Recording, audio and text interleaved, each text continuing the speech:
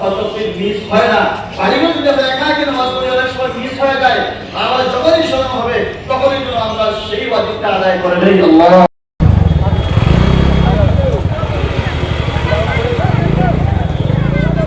প্রদান করি।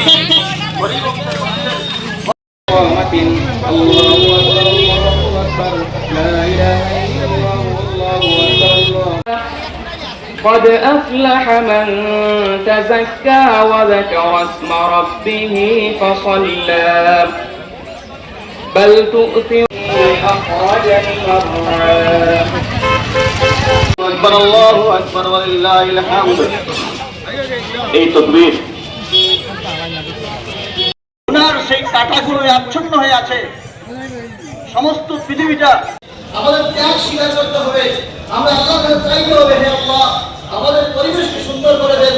আমরা জাতি ধর্ম গঠন নির্বিশেষে সমস্ত মানুষের একটা বরকত আছে, সওয়াব আছে। যত বেশি চাইবেন তত বেশি সওয়াব আল্লাহ তাআলা আপনার নামে আমাকে লিখে দিবেন। এবং ওই খাওয়ানোর জন্য এই দিনে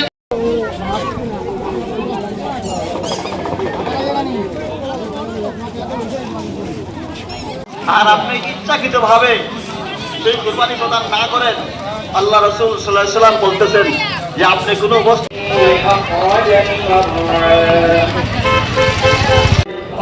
মিস হয় না। বাড়িঘর যদি আমরা একা একা নামাজ পড়ি অনেক সময় মিস হয়ে যায়।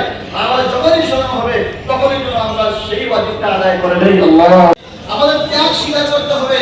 আমরা আল্লাহর কাছে চাইতে হবে, হে আল্লাহ আমাদের পরিবেশকে সুন্দর করে দেন।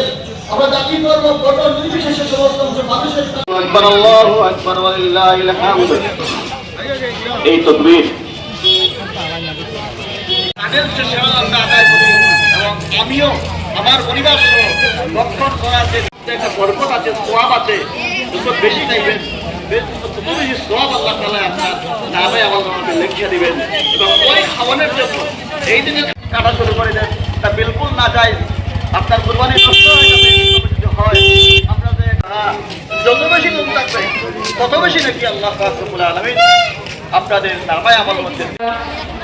قد أفلح من تزكى وذكر اسم ربه فصلى بل تؤثرون গুনার সেই কাঁটাগুলো আচ্ছন্ন হয়ে আছে। সমস্ত পৃথিবীটা সেই নাম, কোনো নামের প্রয়োজন পড়ে না। আপনি যখন এটা ক্রয় করতে গেছেন তখনই আপনি নিয়ত করতে আপনি বাবার নামে দিবেন, আপনার নামে দিবেন। আমরা তাদের সেবা আমরা আদায় করি এবং আমিও আমার পরিবার সহ রক্ষণ করার যে কাটা শুরু করে দেন, তা বিলকুল না যায়। আপনার কুরবানি নষ্ট হয়ে যাবে হয়। আপনাদের عن جابر بن سمرة رضي الله تعالى عنه قال صليت مع رسول الله صلى الله عليه وسلم। আর আপনি ইচ্ছাকৃত ভাবে সেই কুরবানি প্রদান না করেন, আল্লাহ রাসূল সাল্লাল্লাহু আলাইহি ওয়াসাল্লাম বলতেছেন যে আপনি কোনো যত বেশি লোক থাকবে তত বেশি নাকি আল্লাহ পাক রব্বুল আলামিন আপনাদের নামায় আমল মধ্যে। فلا هادي له وأشهد أن لا إله إلا الله وحده لا شريك له وأشهد أن محمدا عبده ورسوله أرسله কোনো নামের প্রয়োজন পড়ে না। আপনি যখন এটা ক্রয় করতে গেছেন তখনই আপনি নিয়ত করতে আপনি বাবার নামে দিবেন, আপনার নামে দিবেন।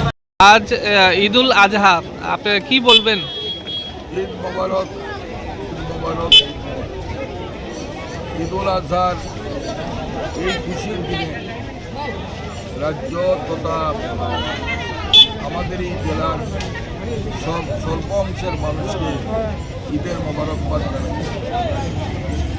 আজকে আমরা হালাল জিনিস জবাইয়ের মাধ্যমে আল্লাহর নামে আমাদের মনের ভিতরের যে প্রসূততা সেটাকে আমরা কুরবানি দিচ্ছি, যাতে আগামী দিনে আমাদের মধ্যে শান্তি, সম্প্রীতি, ভালোবাসা, এবং দেশ জাতি উন্নতির জন্য আমরা আজকে এই খুশির দিনে কামনা করছি। আমাদের মানুষকে পুনরায় ঈদ মোবারক জানাচ্ছি, ঈদ মোবারক জানাচ্ছি। আজ ঈদুল জোহা, কি বলবেন এই বিষয়ে?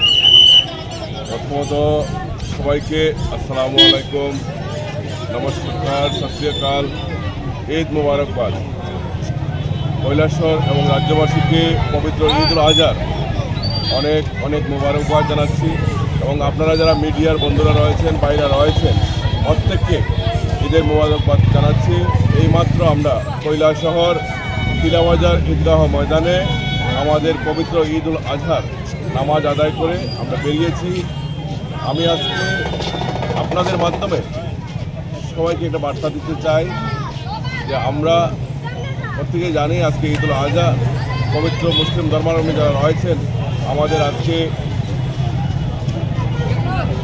কোরবানি হয়, আমরা বিভিন্ন পশু কোরবানি দিয়ে থাকি। আমার একটা অনুরোধ থাকবে প্রত্যেকের কাছে, ঈদ মানে আমরা জানি খুশি, ঈদ মানে আনন্দ। আমাদের আনন্দ যাতে অন্যের কষ্ট না হয়, আমরা যাতে এই পশুগুলো কোরবানি করব তার অজর যাতে রাস্তাঘাটে বা কোথাও, এবং আমরা দেখেছি বিভিন্ন সময় যে অনেক ভাইরা এগুলো সোশ্যাল মিডিয়া পোস্ট করে থাকে। আমার অনুরোধ থাকবে আপনারা কোরবানি করে এই সমস্ত পশুর ছবি আপনারা সোশ্যাল মিডিয়ায় প্রকাশ করবেন না। এবং আমি আবারও বলছি, আমাদের আনন্দ যাতে অন্যের নিরানন্দ না হয়, অন্যের কষ্ট না হয়, প্রত্যেকে এই ব্যাপারে লক্ষ্য রাখবেন। প্রত্যেককে আবারও আমার পক্ষ থেকে, এলাকার পক্ষ থেকে অনেক অনেক ঈদের মোবারকবাদ।